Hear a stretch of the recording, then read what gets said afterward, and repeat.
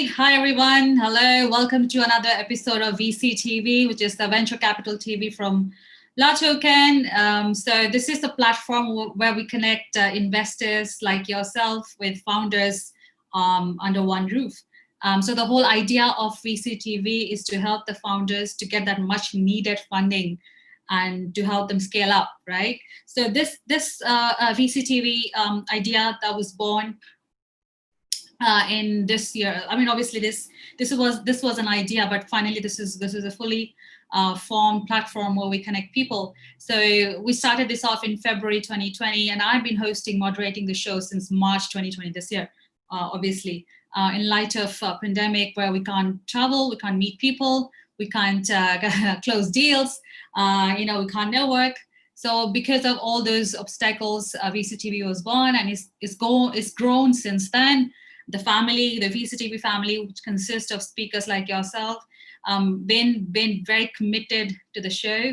I have regular speakers since March 2020 who've been with me since then. So I feel very great to come every day, 8 p.m. Singapore. That's where I'm based out of, and meet people, some new people and some very regular speakers.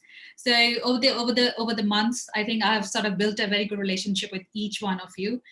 Some of you already know me. We've been in touch with for more than a few months now. So I always look forward to VCTV, and I'm sure my fellow panelists are also in the same kind of experiences like me. So before we start the panel today, I just like to introduce myself. For those who do not know me or may not know me, I think all of you mostly know me here, but for those audience who don't know me, I host these shows Monday to Friday. I'm the regional director of LATOKEN. LATOKEN obviously hosts VCTV. I host this every day, 8 p.m. Singapore. And today's topic is very interesting. This is something very new to be discussed on the Asia episode of VCTV for the very first time. We usually talk about other stuff, but not banking. So this is very interesting. Banking, finance, and financial services. We're going to talk about trends. We're going to talk about investments. We're going to talk about pivots and many more things that you could share with us. So yeah, done with me and VCTV. I'd like to go to the speakers now.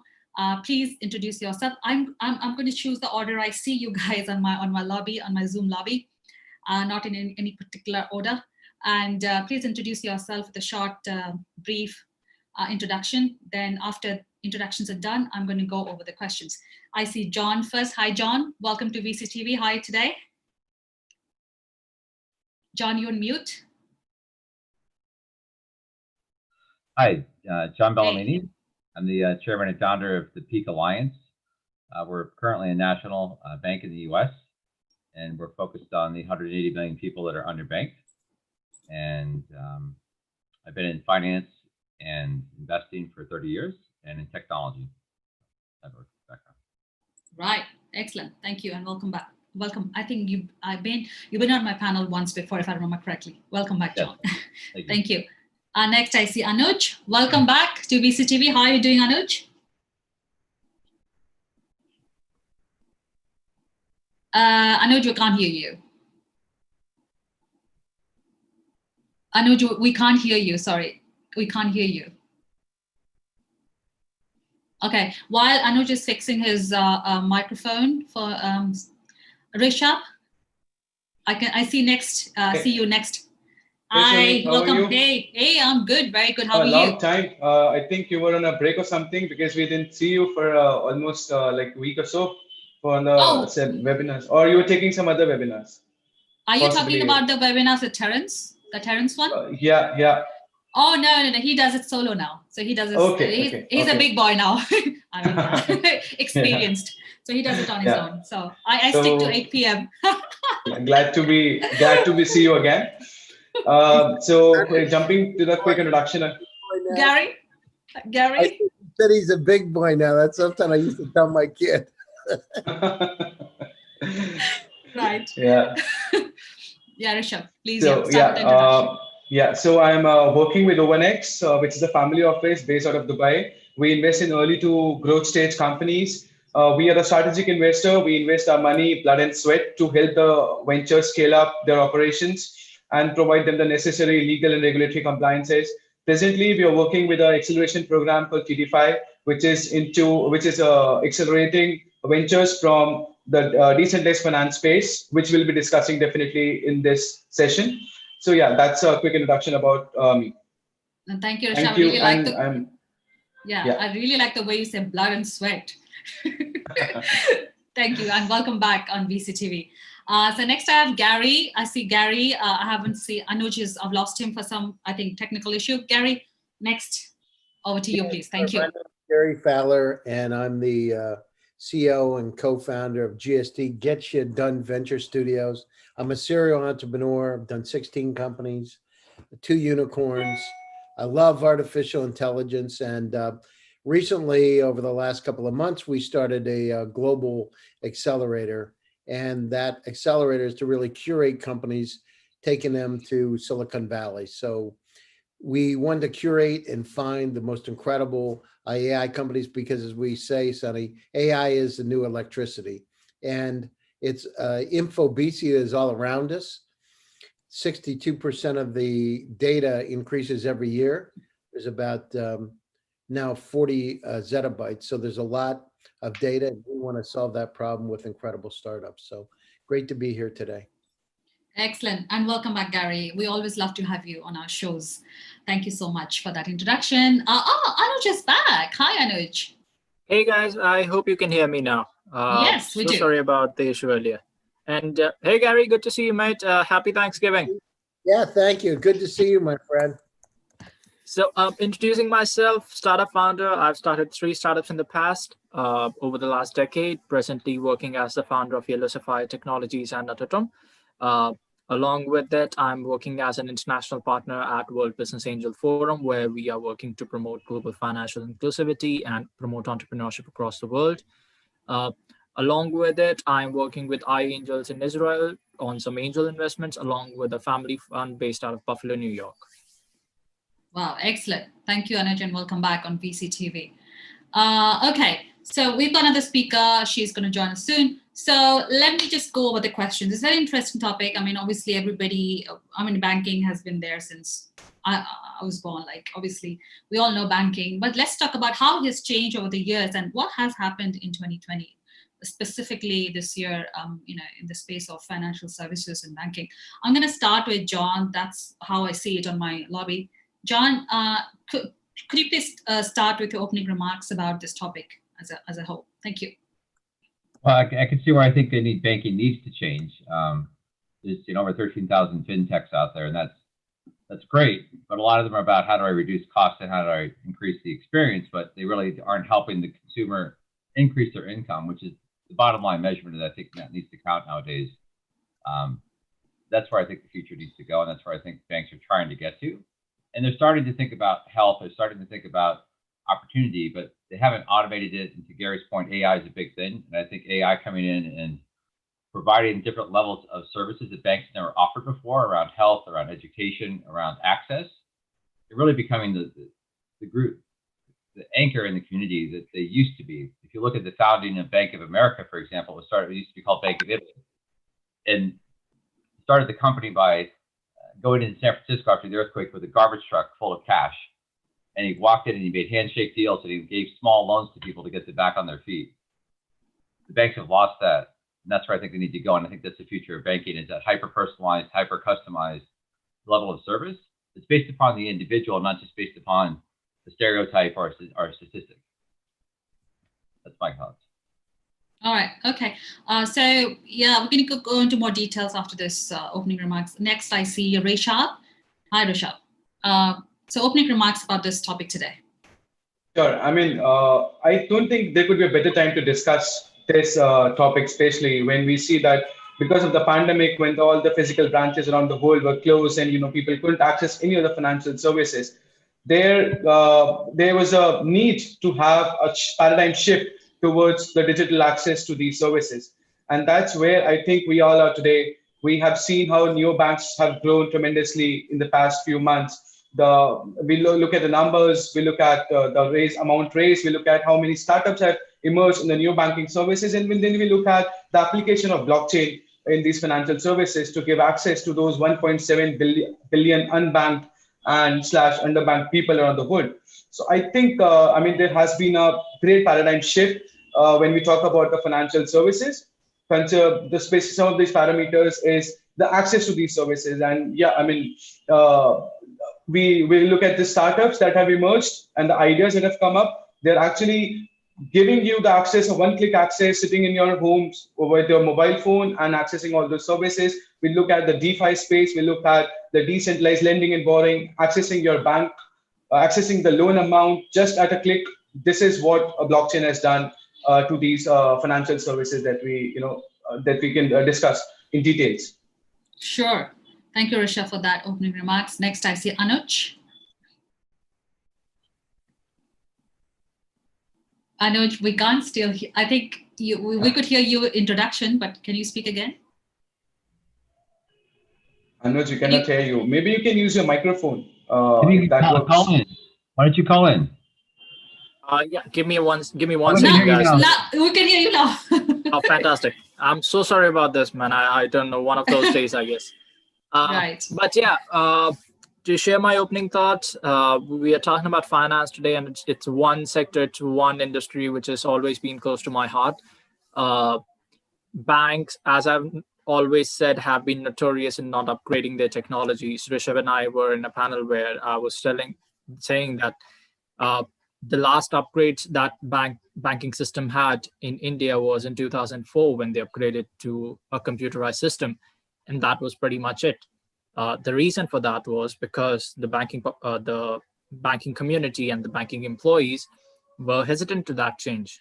When you've been working on a system for decades and a new technology is introduced while you're entering your 40s or 50s, that's not the time you want to upskill. That's when you want to just carry on with what you're doing.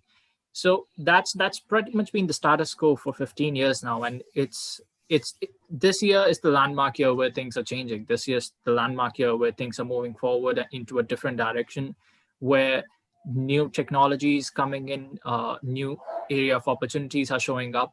One of the recent changes, especially in Southeast Asia and in India, is that there has been banking regulation changes which are coming up. Reserve Bank of India is now allowing large corporations to enter the banking segment, a country where government has always been hesitant with people's money, making sure that they keep everything as safe as possible. It's now opening up more. So while, of course, there are risks involved, there is now a potential, there's now an opportunity that you can look forward to in the future. Unlike many of the Western countries, we have always had a lot of public sector banks, which of course have consolidated. So there's now space for private banks to show up, to take over the market, and to bring in something which has been lacking till now, bringing that innovation, bringing that technology that would probably upgrade that 2005 system onto a 2020 system. Fun fact, for anyone who does not know, if you go to an Indian bank right now, and if you try to use their system, it only works on Internet Explorer, no other browser. But why so? That's strange. That's what happens when you don't upgrade your system. Your ATMs are running on Windows XP. The only way to access the banking system is through an Internet Explorer. So yeah, this is the year when that's going to change. This is the year we are going to see new technologies. We are going to see a lot of new neobanks coming up, and excited and looking forward to see what the future holds. Yeah, IntelliGSL legacy, I'm sure. I mean, but banks are now forced to move into different browsers. I mean, what happens if IE for some reason gets bugged or something happens? How do you access your... Internet Explorer is no longer supported by Microsoft. They don't add that in any new system. So as a turnaround, they have always been, again, the hesitation to change, to upgrade. They have been using virtual machines which are still running either a Windows XP or a Windows 7. Now, both the operating system, Windows XP has no longer supported by Microsoft. Internet Explorer is no longer supported by Microsoft. You're practically leaving a system vulnerable to an attack right there. Yeah, I mean, this is a big challenge in the banking system in India. Thank you, Anuj. Gary, over to you. Obviously, we're going to cover global. You are a global person attending webinars in Singapore now, Bangladesh soon as well, and on VCTV all the time. From your perspective, I think US is much more advanced in terms of banking as compared to India, like, because just had a discussion with Anuj, and he said the banks are still using Internet Explorer as a browser. So what's your thoughts and insights about how banking has evolved and what's happening in 2020? Well, I mean, look at look at what's happened in the last 10 months, right? So because of this pandemic, we've been forced to go through, banks have been forced to go through a digital transformation. Why? Because you simply can't go into the banks anymore like you did before. Walk into a branch office. It used to be, if you want to get a loan, you used to go in and talk to the bank or the loan officer, shake hands, talk about it, would take days. Now, unfortunately or fortunately, we just don't have that choice anymore. So, of course, the banking services are dramatically shifting from really going in and working with the loan officers, really self-service. So everything from loans to, hyper personalization, getting able to know that customer better. Things like paychecks, right? Why do we get paid when you're getting a paycheck? Why do we pay every 2 weeks or every month when a person earns that money right away? Why couldn't they have access to the money, as it's available? So those kind of changes take place, and then use of chatbots, using artificial intelligence to develop closer relationships with a customer. A recent survey by PricewaterhouseCoopers said that 61% of the bankers understand that they have to have a more customer-centric approach, but only 17% have moved down that road or are prepared to do it. So it is all about the customer. How can we tie products together so we know what kind of, if we want to give a loan to a customer, I still get things in the mail, and I have a private bank. It's crazy, actually. And I couldn't get my private banker. I called up I was going to buy a car a few weeks ago. I did buy a car, but I couldn't get a hold of my private banker. So what I do, I just paid cash. I said, forget about it. You know what I mean? I'm not going to wait for this stuff. And then on the other side, a few months before that, I bought another car, and I happened to be in the bank. It was actually at the beginning, a few months ago, at the beginning of the pandemic, I was in the bank. The loan officer sat down. They did it right on the spot. I got it. It's crazy. So we got, and this is a large bank, bank in the US, SunTrust. So one of the things that we want to do is we need to develop better relationship with those customers. We need to be able to understand what kind of products to offer those customers directly. So all the technologies we got in place, scraping information everywhere to be able to understand what that customer needs are, predict where they're going to be using artificial intelligence, right? And also because we're moving to these digital platforms, there's a challenge with cybersecurity. It's getting and as you know, I love quantum computers. My next article in Forbes is on quantum computing and cybersecurity. I'm hosting a conference with top security experts next week, I think on the 10th. But it's a challenge, and we need to understand that, be careful what you ask for. So as we start to become more aligned, as soon as we do that, the bad guys always keep up, and then the good guys come up with solutions to thwart it. So it's a, give and take, and it's been like that forever. So we need to come up with different types of technologies. Now coming into the quantum computer age, I'm not sure cybersecurity in the present sense is going to work. When you're talking about systems that can be 100 million times faster than a conventional computer, imagine how they could run through any types of encryption. It's going to be a whole new world. So we've got to start preparing for that today. Back to basics, we got to have a better customer-centric relationship and respond to those customer needs and wants. I just applied for some corporate insurance. It took me minutes to do what took me 3 years ago, weeks, because they had to go out and bid to brokers, et cetera. And I used one of the portholes, and I was able to get the insurance in minutes, literally in minutes. Right. So that's the kind of things that banks need to be much more responsive than they are today. The issues with these loans, why can't we they should know us to be able to predict when we're going to want to buy something, start offering us opportunities, but they don't. Many times they don't today. And if they do, they're off base. They don't they don't understand us enough yet. Yeah, I think technology plays an important role in disrupting the way banks are working now. Very right, Gary. Thank you so much. Telly back on the show. Telly, welcome back. Hi, A short intro for those who may not know you. And the question is the opening remarks about this topic today: financial services, and banking, and how it's evolved, and obviously digitally accelerated in 2020. Thank you. Okay, thank you. So my name is Telly Ono. I am in the island of St. Kitts and Nevis. I am, I'm a digital financial transformation expert. Also a serial entrepreneur. I am a co-founder of Beyond Capital Markets, which is a digital asset management firm and a digital financial market infrastructure company. So our focus is building out infrastructures. I'm also a co-founder of a fintech incubator called ProHouse Labs, based in the US. And we have a number of portfolio companies. And within the portfolio, we have Alt School, which is the first tech school for alternative finance and digital finance. So we help with that transformation for people in the financial services sector, professionals. A number of portfolio companies also address issues as rec tech and short tech in a number of different areas. From a practical standpoint, I've had like over 20 years experience in the area of, I started off with consulting before moving into digital transformation.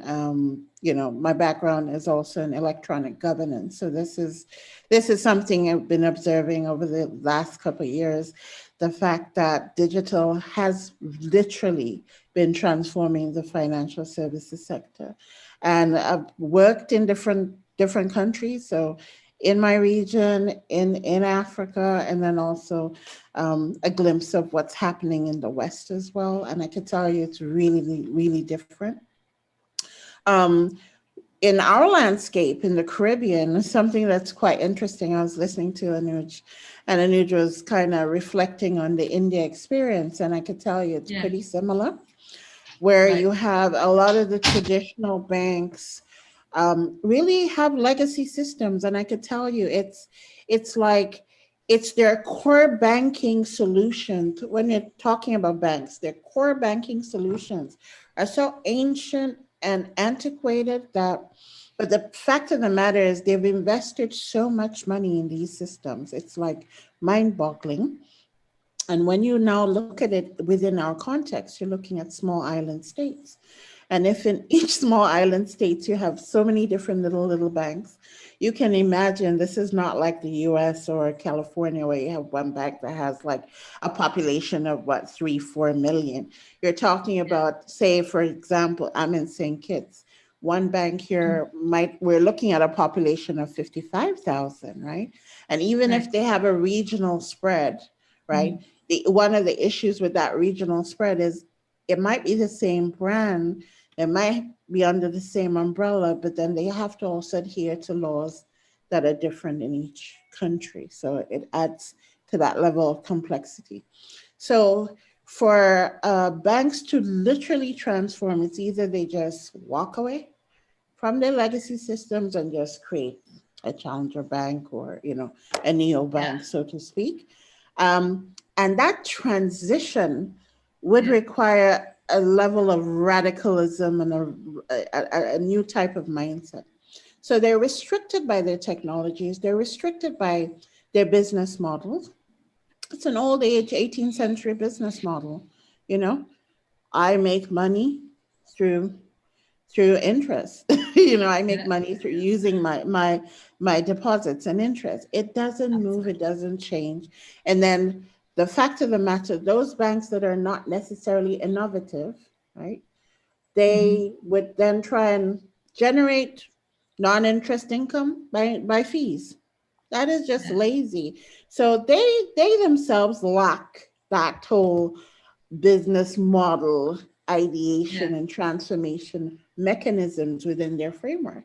they definitely need to change their operational models and their business models in order to really become a truly digital bank. That being said, I think they all recognize right now that they have to be closer to the customer. And in order to be closer to the customer, it really requires a whole reorientation of their products. Now, what's happened is, if you really look at their banking systems, they have a spaghetti system. I call it a spaghetti. It's just a mishmash. Whenever there's a new need, a new requirement, someone comes up with a hack and tries to do a turnaround, but it's never seamless. It's not a seamless process. It's technology on the front end, but then really it's a lot of paperwork and a lot of people moving around, and it's a lot of inefficiencies. So, so digital transformation definitely needs to help transform a lot of these processes. So what's happening right now in our region is they need, because we're dealing with cross-border, obviously you're in your own bubble, in your own local. If you need to transfer money, and because of global trade, you have to have a correspondent bank in another country. So corresponding banking relationships are now at risk, because I'll just put it into context. We do a lot of trade with North America.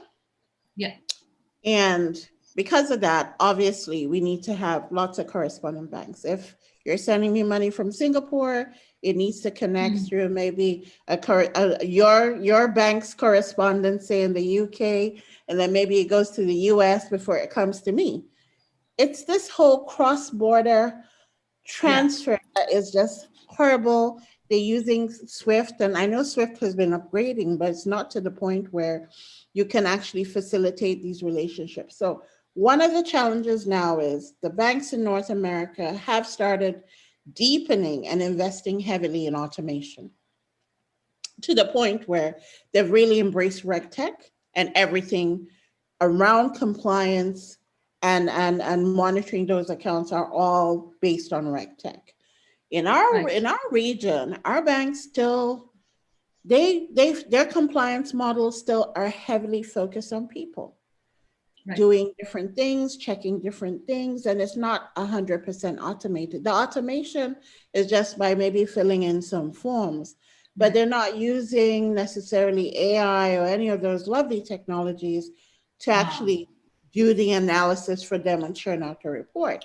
So banks in North America do not trust, like if you're a JP Morgan, you're not trusting people anymore. You trust the data, you trust the AI. So this has caused a fundamental shift to now a lot of banks, not just in the Caribbean, but in other emerging markets. Why? Because they're not digital. And then again, there's another requirement of volume. If you don't have those two, you're put at risk. So because AI has now increased the efficiency of North American banks, they're starting to de-risk those accounts that just aren't looking good. They have the data. They're like, okay, volume isn't there. What's the point of actually serving this business? So they'll just de-risk. And the next thing is, oh my gosh, they have so many people in that line, and you need to have as much as possible a single source of truth, or at least some kind of objectivity to it. So so this is an issue. This is Thank you so much. I mean, Telly, really great insight to cover the challenges that traditional banks face. You touched base on single source of truth. Now I have to fast forward from spaghetti systems that you just rightly said to Rishabh, who just invested in a blockchain-based crypto bank, I guess. So Rishabh, please enlighten us how banks have come from the traditional challenges that they face, as Telly rightly said. I see banks are taking crypto license and they're deploying blockchain technology as well. Can you just help share those insights with the audience? Sure. So, I mean, this is the startup which is Sony talking about is Kasha. It's a UK-based bank. So earlier, I mean, all of you must be knowing, that banks are really afraid of providing any kind of services to anyone who is using crypto currencies for that matter.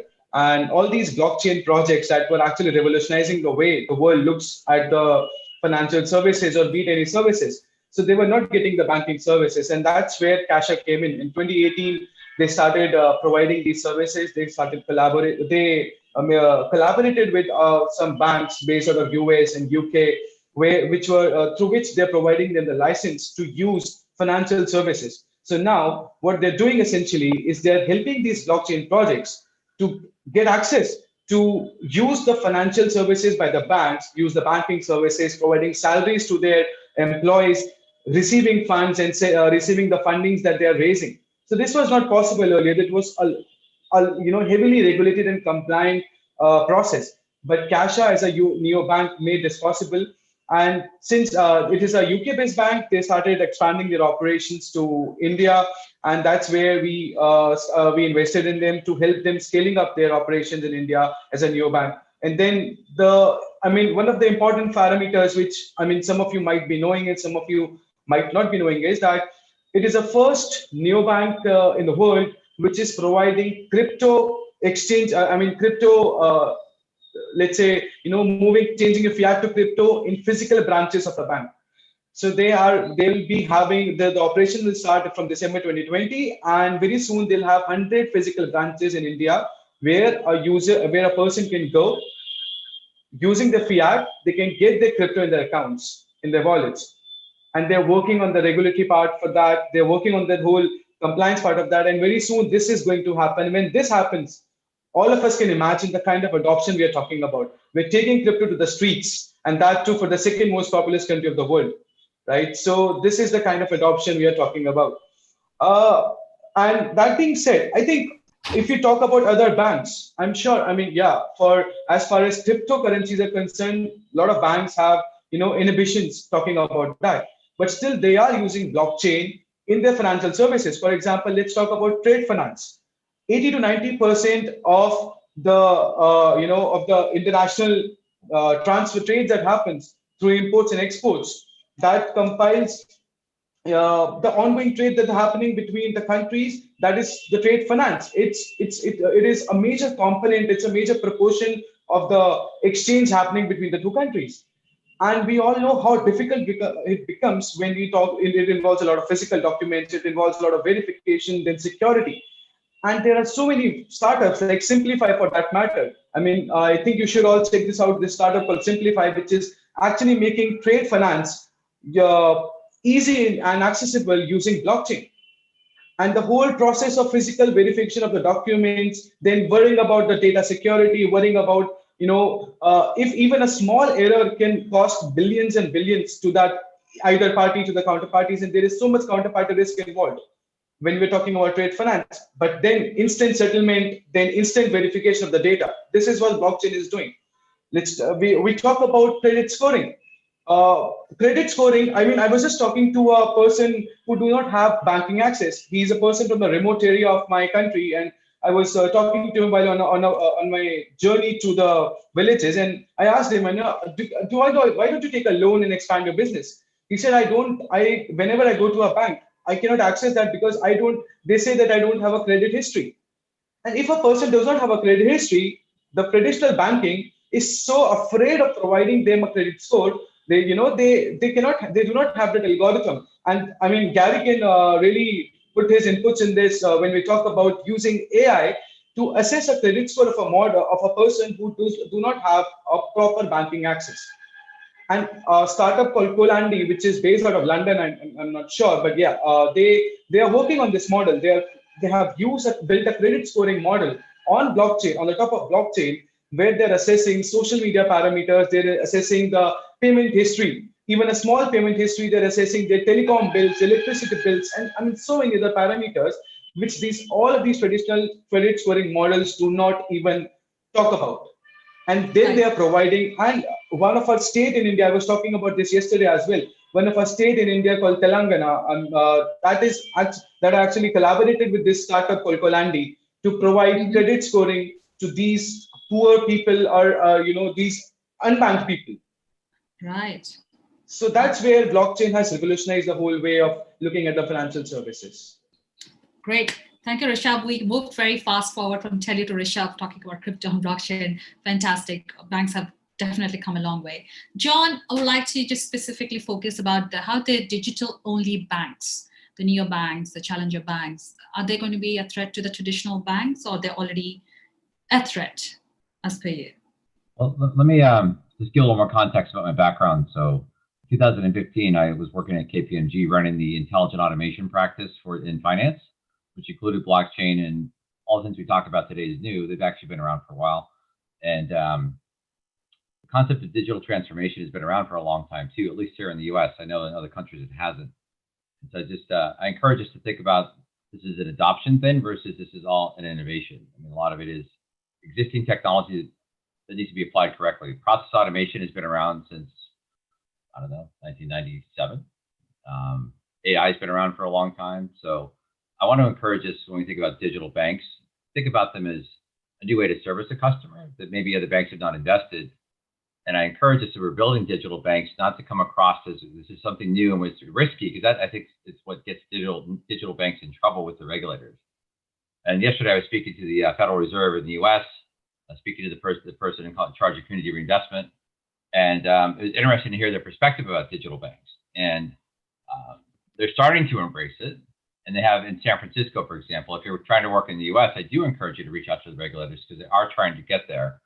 And I also encourage us not to think about threats versus how do we work together, right? Because I think a neobank is a technology, and it can be in unison with an existing bank if they want, or you can have your own platform and apply for a charter.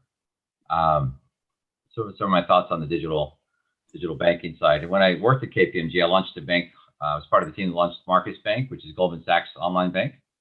And the other thing about neobanks being a threat, what a lot of neobanks are discovering is they don't make money, right?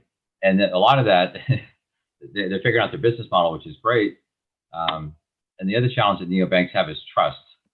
People might sign up. You might have a lot of signups happening, but then people realize, okay, I pay $12 a month less for my checking account, and okay, this and that, but there's a lot of inconvenience to go with neobanks too that they're trying to get past. So I encourage us to, instead of blaming the old institutions, how do we work with them? And how do we collaborate with the community? And I think we've heard it a few times in here, Gary mentioned, and some other people mentioned, how do we work with the customer and start with the customer backwards? Because I think we get caught up in the love of technology. And I encourage us to remember that this is a people business. And maybe I sound a little old here, but technology only lasts so far. And free savings only lasts so far. And free checking only goes so far. How are we actually going to change people's lives? And I think that's the responsibility of the neobank. Changing their life in other countries where there's zero access, that's an absolute must. But then what happens after everybody's on the banking account? What is that next level of service the banks are providing? And I think that's where the neobanks can lead innovation. And I think that's where if they form partnerships versus walls around them, we're going to be more successful. Fantastic. Great points, John, over there about neobanking challenges, as well as how can they collaborate with the traditional system to make it more efficient and innovative. Anuj, quickly over to you. Banking systems. When you say banking systems, are you going to talk about traditional banking systems and the digital banking systems? Or are you going to, let's talk about investments that happened in India this year in the banking systems. I mean, you can touch base on traditional, if there were any, from your portfolio, and the digital banks space. I hope you guys can hear me. Yeah. Now better. Now it's better. Really have to see my system, what's going on here. But yeah, talking about banking systems, it's a topic that's always something that I keep a close eye on. I'm going to echo a couple of points that's already been said, like John mentioned about neobanks coming in. And as rightfully, the point that was rightfully raised was that you have to make sure that your system is easy to use for people who are underbanked, who don't yet have access to any banking systems. Now, yet at the same time, one of the key components when a lot of these neobanks coming in that are trying to build something innovative is they are trying to say, hey, we're going to replace the banking system altogether. You don't need to go to a branch. You don't have to do anything. And that's not how anything works. whenever you're building something, whenever you're working on an innovation, you always have to create something that complements, not competes. So even when you're building a neobank, you have to build a system that's complementing the existing banking system rather than saying, I'm going to compete with it and I'm going to replace it completely. In terms of the bank making money as well, gone are the days when there used to be a very high interest rate. We are now living in an interest era where in most of the Western world, we have zero or negative interest rates going on. And even talking about India, a country where you could always count on getting high interest rates from bank, where they've always lingered somewhere in the range of 7 to 8% over the last 2-3 decades that I've been witnessing. You are now entering a phase where banks are willing to give out loan for 6%, which is by India and by Southeast Asia standards, pretty low. 6% a year is amazing. That alternatively also means that they are not sharing as much interest. The traditional way of, hey, give me your money, I'm going to keep it and I'm going to give you interest on it, is no longer a viable model. In a post-COVID era where everyone is thinking things differently now from what they used to do in 2019, that's going to change as well. People are not going to be as interested as they were in holding on to their money, especially again in India, where a couple of banks have gone under, where the Reserve Bank had to put on moratorium on a couple of banks because of their bad lending practices. And anyone who had deposit on those banks were not allowed to withdraw anything. So for middle class or anyone who's in a working class population, losing all of their money that they've kept in a bank is a scary thought. And that's one factor where banking systems are evolving to counteract that, because that fear is real. One of the factors why people are yet not adopting wallets or any digital payment system is that fear of fraud. What if someone comes in and steals my money?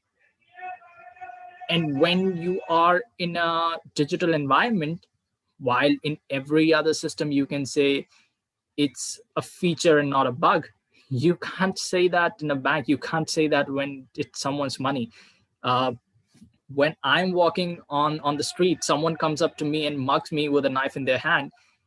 The cops don't come up and say, no, that's not a bug. That's a feature where we are helping you donate your money to people who need it more than you. That's an additional feature.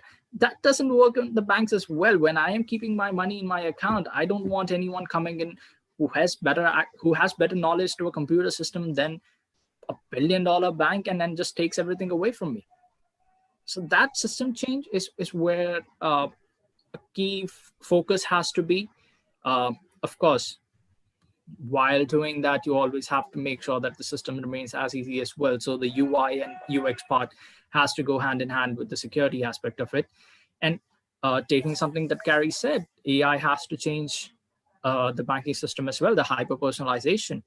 If I am someone who buys a car every 7 years, a bank has to already know that, hey, this guy bought in the car 7 years ago, 14 years ago, and 21 years ago. He's probably going to buy one again. And they have to run a preemptive credit check that, all right, your credit score is good to go. We are ready for you. We are waiting for you. And before you even enter the bank, they should be able to send in their representatives to say, hey, do you need a car? I think it's time for you to upgrade. Isn't that amazing? Grandmaster for AI is with us himself. He's going to be the next one who's going to tell us. So, Gary, waiting to hear from you on this, mate. Yes. I was about to go to Gary. I mean, very good point. I'd love to go to a bank and the bank rep giving me what I actually need. Gary, over to you, please. Yeah, sure. So what question do you want me to answer, Sunny? So Gary, you obviously touched upon AI. You can touch up a little bit more. What about the recent investments that were made this year in 2020 in the banking space? Well, so, I can tell you what kind of things that we're really interested in right now. So the area of robotic process automation, being able to reduce the amount of folks in the bank and really automate those processes. Cybersecurity obviously is really important today, and as I said, with this pandemic and the digital transformation. And John is right. A lot of the technology, I remember I was one of the first users of Zoom, and got introduced by the venture capitalists that funded Zoom. And they said, "Oh, try this." And my friend said, "Oh, why do I want this? I already have Skype." And they were really giving me a hard time. And then they started to use it and it started going viral. And the rest is history. But so the world has dramatically shifted, but a lot of the components were already in place. So RPA, I said chatbots. How do we get closer to I'm interested in those, closer to the customer to make that experience a bit more friendly, hyper personalization, understanding the customer better. It's it's not only what you need, but what you want, right? So if you had a situation set up where they know that you're due for a new car, based on, and it's looking at your finances, can make some projections about when you would want that car and the kind of car you want, and start presenting a package. Say, listen, we have these Ford Fusions or Ferraris, and we understand that this one might be interesting for you, and present it to you with an attractive financing package. I mean, people would be more readily interested in doing something like that, and they would catch them before they go to somebody else or get financed through the dealer. Those kind of things are really interesting for me. Really, prediction, right? Predict what you want, like Amazon does today. I mean, look at it. You go on Facebook, and as soon as I go out and look for a bike part, it finds up, I get 15 of them on Facebook. I wanted to find a seat post for my electric bike. And all of a sudden I go back on Facebook and I start getting presented everywhere, right? Oh, the Thudbuster 3 is available. It's like, and I bought one, right? So I was like, oh, this is great. They know exactly, this is exactly what I want. So, the thing is, that's part of this whole, the challenge with having the data, as I said many times, is infobesity that we have. The amount of data that we're presented is just inundating each and every one of us. So the better that the banks that can understand your buying patterns, when it would be the right time, partner up, could really win. And also, if they understand that, you're like during this pandemic, if people can't pay their credit cards or can't pay their mortgages, to be able to figure out how they can work with them to be able to make that a better process. So those are the kind of things, and it's critically important today, right? A lot of people are struggling. So I'm interested in all the above. Of course, I talk about quantum computing a lot, and that's my deep area of interest today, and the application of quantum computers for everything. How can we make all experiences better, and how do we defend against quantum computer attacks, which is going to happen in the not too distant future, right? We're going to have the bad guys be able to get into anything anytime they want. So we got to figure out how to be able to thwart that.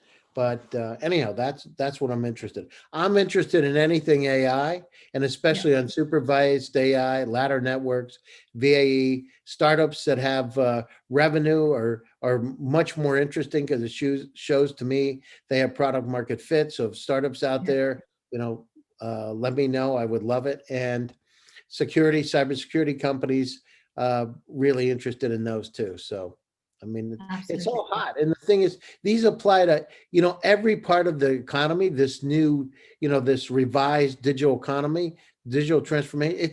These are cross board. It's not just one vertical, banking. It's everything. Security is an issue everywhere. And we got to be vigilant about it.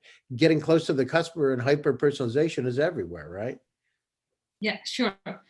I mean, Gary, thank you so much for this insight. I love my bank to be Facebook, the way Facebook works for me. Thank you so much. John, you would like to add something there? I just wanted to add on to Gary's comment about this hyper-personalization, and everybody in the audience. I encourage you to think about not just how do we sell better loans, not just how do we sell better products, but how do we help that customer increase their income through better decisions in their life? How do we provide the white glove service that you receive as a JP Morgan private client to the masses? That goes way beyond the low cost loans, way beyond free checking, way beyond one-click access. How do we use this AI to truly understand this person and connect them into their community in a way they've never been connected before?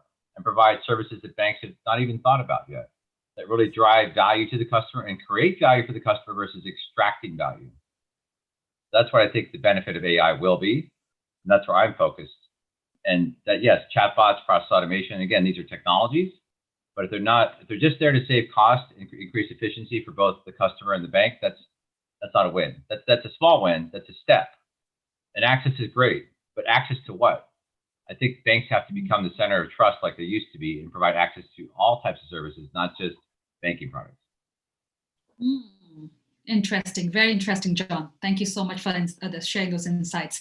Telly, you've got something to add about the recent investments that you've made in the space, or generally investments? I will add to what John said. He says the bank should be all things, but I will take it a step further.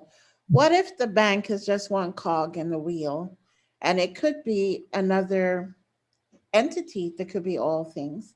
So for me, I firmly see how finance is becoming really dematerialized and becoming more embedded into the way we live.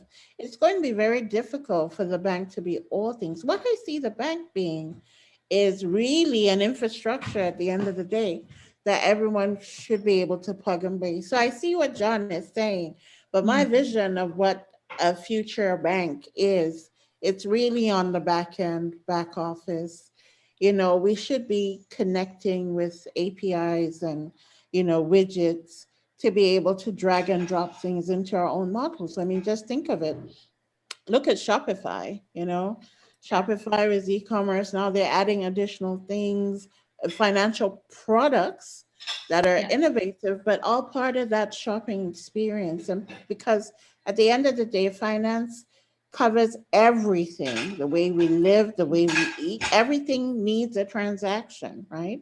And a service. So whether it's insurance, whether it's even us building wealth and wealth management, those type of services and solutions have to be definitely personalized. And I don't think the configuration or the way the configuration of banks right now would be able to do that unless they have totally transformed the vision. That's why everyone's like really excited about how infrastructure can now propel this whole new era of deepening embedded finance, right? And your future bank could be any company in a sense, because when you think about it, let's just say within my ecosystem, I have this personal, I'm not going to go to the bank. I'm going to go to what I like to do. I like to go for an adventure. I like to travel. All I want to know is in my ecosystem, I have access to all these services.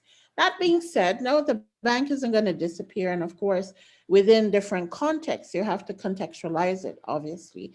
You have other people within the ecosystem that probably need more traditional services. But then again, you can actually lower your costs if you're a bank, lower your costs of a physical space by having smaller outlets and stuff like that, and then just looking at other models, even like say telemedicine and stuff, and trying to even offer that kind of personalized experience. It's still banking.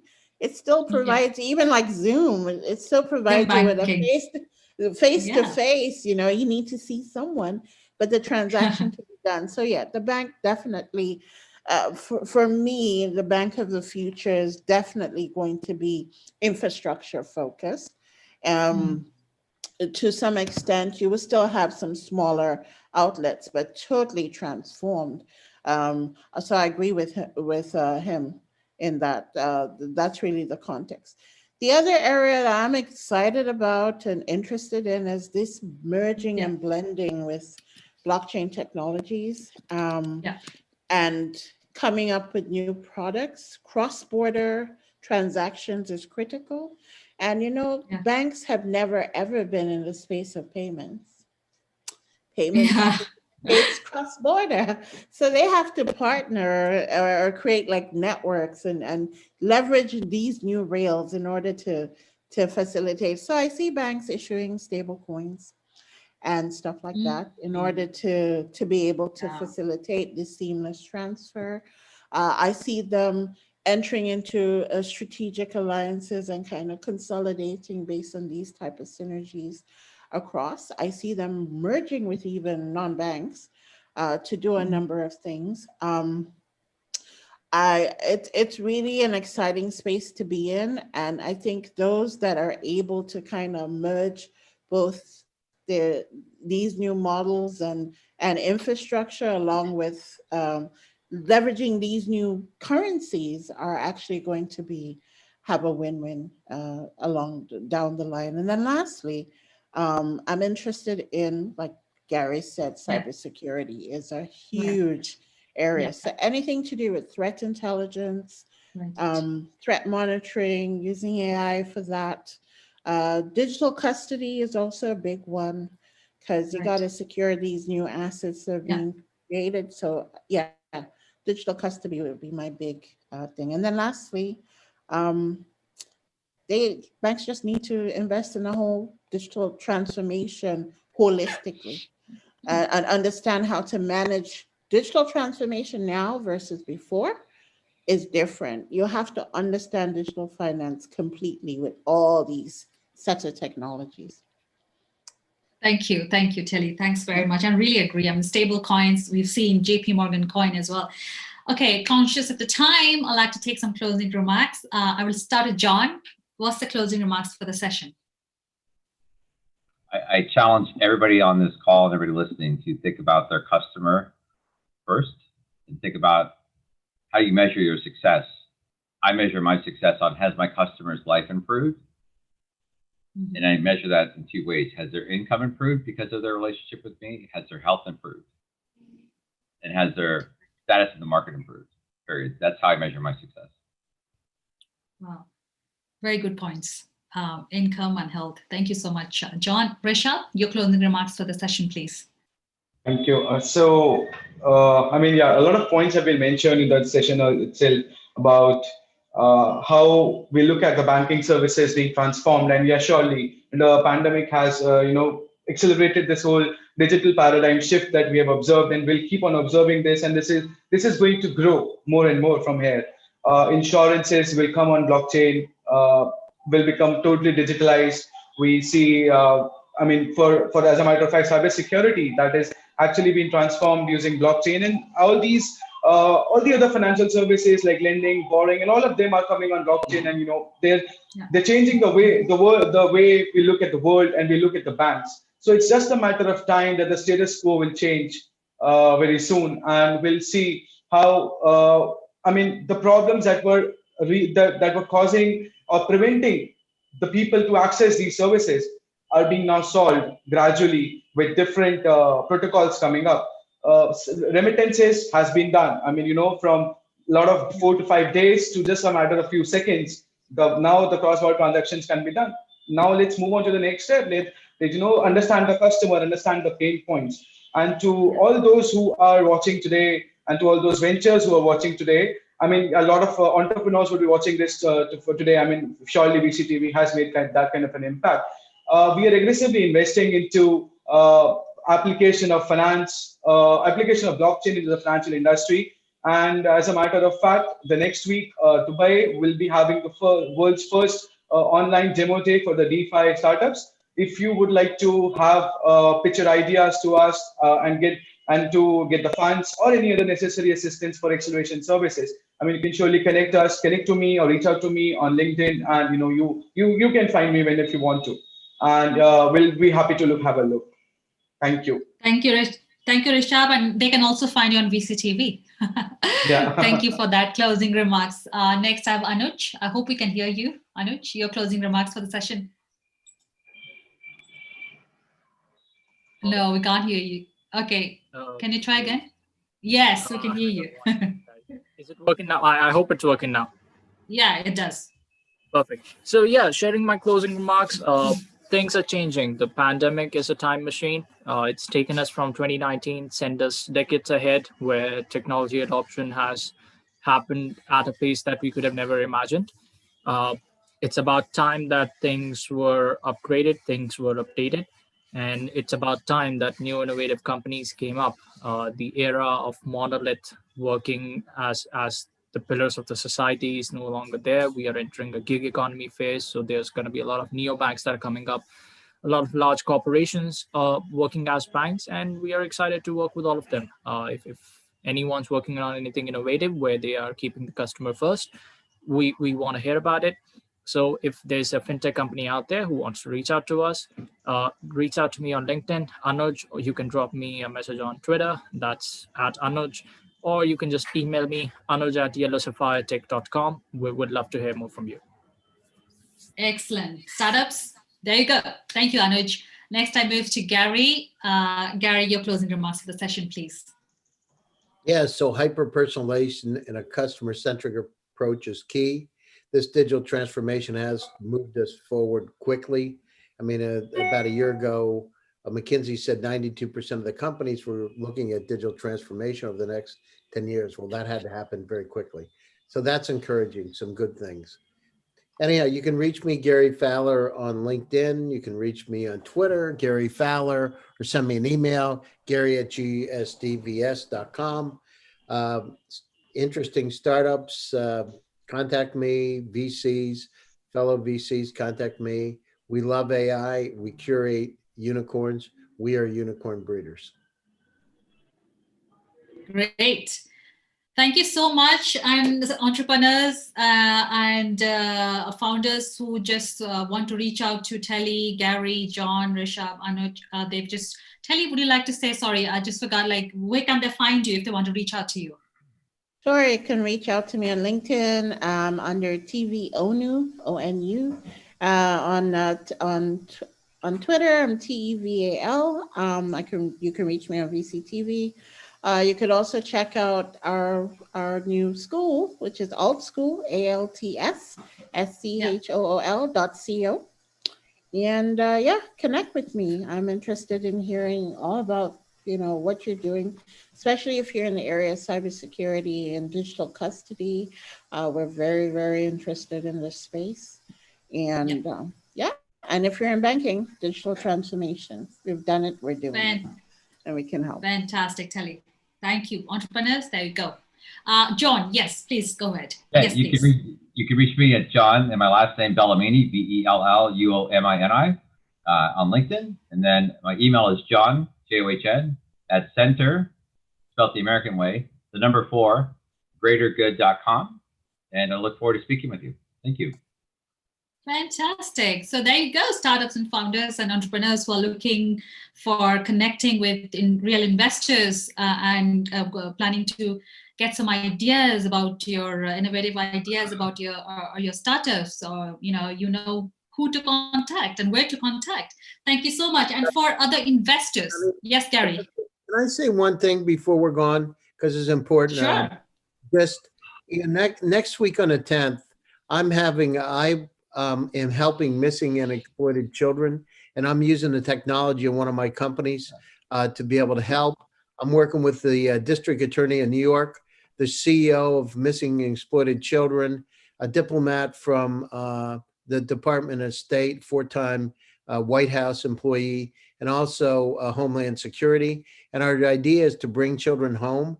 So if people are here, I'm actually sharing the panel with Intel. It's going to happen next week on the 10th. And it's just, if people are interested in trying to make a little dent in the universe with technology, this is one of the things that I'm doing with one of my companies to try to help. Gary, I'd love to help you with that. I'm working on a massive online game to find traffickers and find the missing. Yeah, that's what I'm doing directly. So, I mean, I'm using my technology to do it today so we can talk about it. Great. Let's talk to you before tonight. Thanks, Sonny. Sorry about that. No, absolutely. It's fine, Gary. It's the whole idea of VCTV. So investors like yourself, Gary, and John to collaborate as well on kind of things that you're doing. So again, speakers and investors, if you like to come and connect with your startups and speak and share insights, you can always do that. Please contact me and I'll be happy to have you on our panel. So we cover different topics. Tomorrow I'll be coming back again with a new set of speakers, some regular speakers from today's panel on a different topic at 8 p.m. Singapore. And as I say, I mean, thank you so much for your time. This is the VCTV's because of you, you all, the kind of commitment and the time that you spend on the sessions. Thank you so much individually, all of you. And I hope to see you again on another panel. Till then, stay safe, stay connected, and bye-bye. Happy